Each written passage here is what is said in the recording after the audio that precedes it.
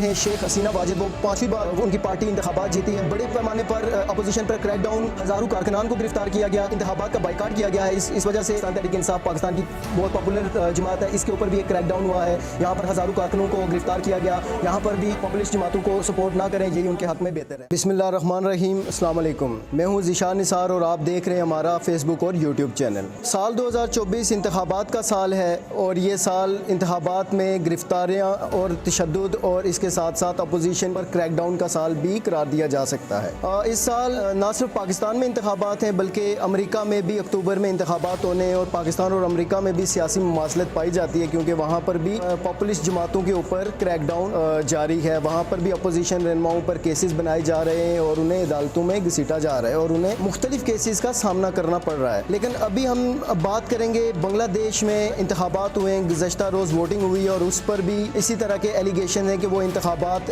Highly ragged ہوئے ہیں۔ وہاں پر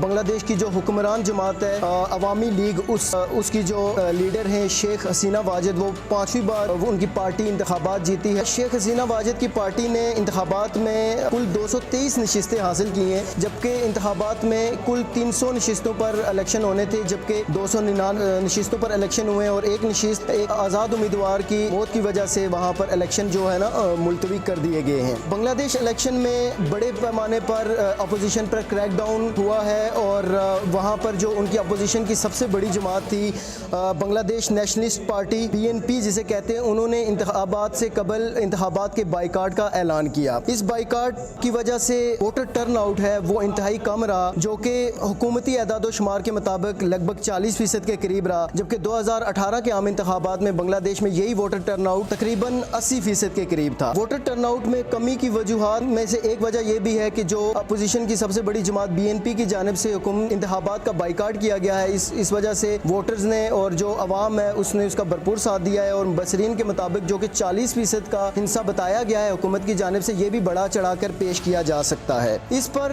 نہ صرف بنگلہ دیش کی عوام میں بہت تشویش پائی جاتی ہے بلکہ عالمی میڈیا اور خصوصی طور پر مغربی ممالک برطانیہ اور امریکہ کی جانب سے بھی اپنا رد عمل کا انہوں نے اظہار کیا ہے بنگلہ دیش الیکشن کے اوپر۔ برطانیہ کا جو common wealth and development office ہے اس کی جانب سے ایک بیان جاری ہوا ہے جس میں انہوں نے بنگلہ دیش کے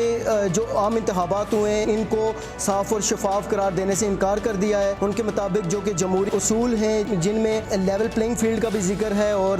جس کے مطابق سب کو برابر کا حق ملنا چاہیے کہ وہ اپنا لڑ سکیں، صاف اور شفاف مواقع دونوں کو ملنے چاہیے اور ووٹنگ بھی صاف اور شفاف ہونی چاہیے، یہ اس طرح کا کوئی بھی عمل بنگلہ دیش میں نہیں ہوا۔ نہ صرف یہ بلکہ حکومتی پارٹی کی جانب سے اپوزیشن رہنماؤں اور پارٹیز پر بہت بڑا کریک ڈاؤن کیا گیا، اس کے ہزاروں کارکنان کو گرفتار کیا گیا اور ان پر تشدد کیا گیا اور ان کے رہنماؤں کو جیل کے اندر ڈالا گیا۔ اس کے علاوہ برطانیہ کی وزارت خارجہ نے بھی بیان جاری کیا، اس کے مطابق یہی ہے کہ یہ جمہوری اصولوں کے مطابق یہ الیکشن نہیں ہوا اور یہ الیکشن صاف اور شفاف قرار نہیں دیا جا سکتا۔ جبکہ امریکہ کے اسٹیٹ ڈپارٹمنٹ کی طرف سے جاری ایک بیان میں یہ کہا گیا ہے کہ اپوزیشن کی جانب سے الیکشن میں حصہ نہ لینا اس کو ہم بدقسمتی سمجھتے ہیں، جس پر اسٹیٹ ڈپارٹمنٹ کو افسوس ہے۔ جبکہ ان کا یہ بھی کہنا تھا کہ بنگلہ دیش میں جو انتخابات ہوئے ہیں اس پر ان کو مختلف مبصرین کی جانب سے صاف اور شفاف قرار نہیں دیا گیا، اور ہم بھی یہی سمجھتے ہیں کہ جو مبصرین کا خیال ہے وہ یہی ہے کہ یہ صاف اور شفاف انتخابات نہیں ہوئے اور یہ صاف اور شفاف انتخابات ہونے چاہیے تھے۔ یہاں پر انسانی حقوق کی پامالیاں ہوئی ہیں، صاف شفاف انتخابات کے لیے ایک ماحول کا ہونا ضروری ہے جو کہ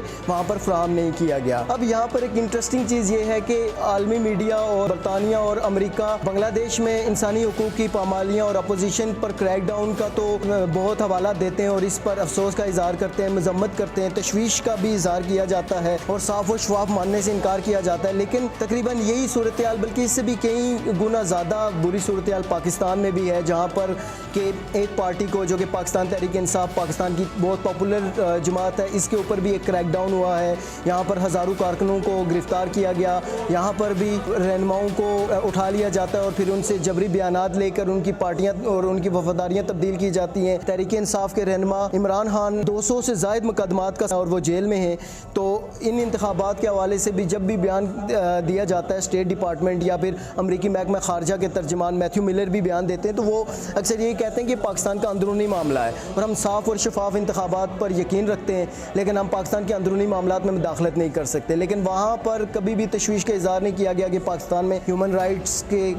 مسئلے مسائل مسائل ہیں وہاں یہاں پر اپوزیشن کا کریک ڈاؤن ہو رہا ہے. اس کی ایک وجہ یہ بھی ہو سکتی ہے کہ پاکستان میں جو کچھ ہو رہا ہے تقریباً سیم سچویشن کا سامنا امریکہ میں بھی ہے, جہاں پر جو بائیڈن کی پالیسیوں کی وجہ سے ڈیموکریٹس کو بھی شدید ہزیمت کا سامنا ہے. وہاں پر بھی وہ اتنے پاپولر نہیں ہیں اور ان کو خطرہ ہے کہ وہ اس بار الیکشن ہار جائیں گے. اور ڈونلڈ ٹرمپ جو کہ پچھلی بار ایک نیرو مارجن سے الیکشن ہار گئے تھے, اس بار وہ ایک بڑی لیڈ حاصل کرنے میں کامیاب ہو جائیں گے. اسی سارے سینیریو کو دیکھتے ہوئے میرے خیال سے امریکہ کو ایسا لگ رہا ہے کہ وہ پاپولسٹ جماعتوں کو سپورٹ نہ کریں, یہی ان کے حق میں بہتر ہے. بہرحال انتخابات ہونے چاہیے, انتخابات جمہوریت کا حسن ہے اور انتخابات جب بھی ہوں صاف اور شفاف ہونے چاہیے اور اسی سے قوموں کی بقا اور ترقی ہے. اسی کے ساتھ اجازت دیجیے, بہت شکریہ, اللہ حافظ.